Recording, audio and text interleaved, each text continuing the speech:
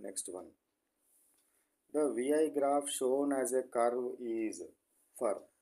So curve వచ్చింది ఇట్లా. So ఏమొచ్చింది, విఐ గ్రాఫ్ ఏ విధంగా వచ్చింది, కర్వ్డ్ లైన్ వచ్చింది. కర్వ్డ్ లైన్ కనుక వచ్చినట్టయితే ఇది దేనికి సంబంధించింది అంటున్నాడు.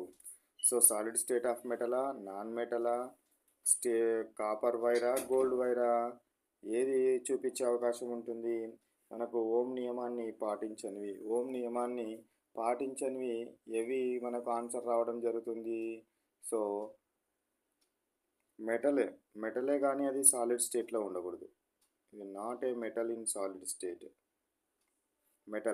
మెటల్ అనేది సాలిడ్ స్టేట్లో లేకపోతే మనకి ఈ విధమైన గ్రాఫ్ రావడం జరుగుతుంది. ఈ విధమైన అంటే లిక్విడ్ స్టేట్లో ఉన్న మెటల్స్ కూడా ఈ విధమైన గ్రాఫే మనకు వస్తుంది అనే విషయాన్ని మనము గుర్తుంచుకోవాలి. ఘనస్థితిలో ఉన్న లోహాలు ఎప్పుడు కూడా మనకు స్ట్రేట్ లైన్ ఇస్తాయి. కాపర్ అంటే ఘనస్థితిలోనే ఉంది, గోల్డ్ అంటే ఘనస్థితిలోనే ఉంది. కాబట్టి ఇక this one we can select. 382 question. VI graph related to a copper wire is showed in the graph, then the temperature is. So విఐకి ఇట్లాంటి గ్రాఫ్ ఒకటి మనకు వస్తుంది. విఐ గ్రాఫ్ ఈ విధమైన గ్రాఫ్ వచ్చింది. వస్తే దీనికి టెంపరేచర్ ఏమవుతుంది అన్నాడు. ఇంక్రీజా, డిక్రీజా, కాన్స్టెంటా, అన్సర్టెనా. సో టెంపరేచర్ మనకు ఏ విధంగా రావడం జరుగుతుంది. సో ఓమ్ నియమం ప్రకారం ఇది ఓమ్ నియమాన్ని పాటిస్తుంది కదా. విఐ గ్రాఫ్ స్ట్రేట్ లైన్ కనుక వచ్చినట్టయితే ఓమ్ నియమాన్ని పాటిస్తుంది.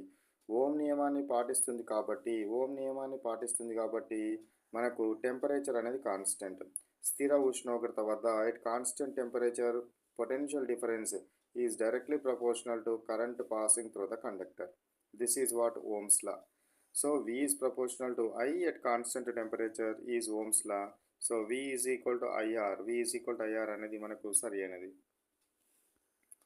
Next one 388. ఓమ్స్ లా ఇది ఏం ఉండదు.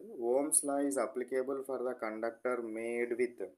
ఓమ్స్ లా అనేది దేనికి వర్తిస్తుంది, సాలిడ్ కండక్టర్స్కి వర్తిస్తుంది. మంచి లోహవాహకాలకు మాత్రమే వర్తిస్తుంది. మెటల్స్కి మాత్రమే వర్తిస్తుంది.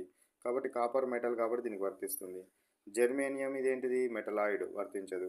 సిలికాన్ మెటలాయిడ్, వర్తించదు. లెడ్ ఎల్ఈడికి బల్బులకు కానీ, ట్రాన్సిస్టర్లకు కానీ, డయోడ్లకు, ట్రయోడ్లకు కూడా వర్తించదు.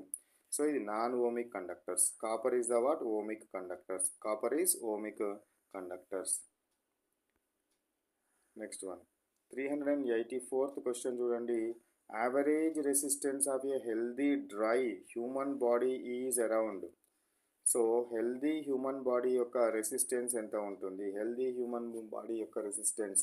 ఎంత ఉంటుంది, పొడి శరీరంది ఎంత ఉంటుంది అని అడగడం జరిగింది.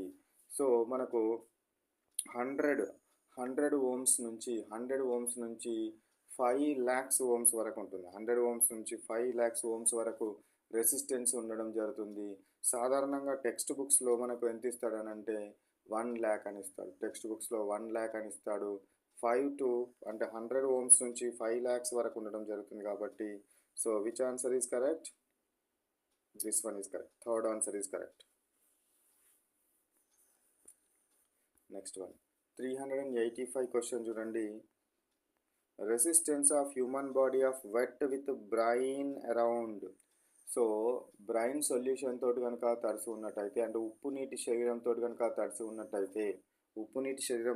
తడిసి ఉన్నట్టయితే దాని రెసిస్టెన్స్ ఎంతకు పడిపోతుందంటే 100 ఓమ్స్ లేదా బిలో ఆఫ్ 100 ఓమ్స్కి పడిపోతుంది. సో రెసిస్టెన్స్ అనేది చాలా తక్కువ అవుతుంది. తడి చేతులతో కరెంటు ముట్టుకోకూడదు, అందుకే చాలా తక్కువ రెసిస్టెన్స్ ఉంటుంది కాబట్టి ఎక్కువ షాక్ కొట్టే అవకాశం ఉంటుంది. So this is the what 100 ఓమ్స్గా మనము తీసుకోవాలి, ఎందుకంటే కరెంట్ ఎక్కువ ప్రయాణించడం జరుగుతుంది.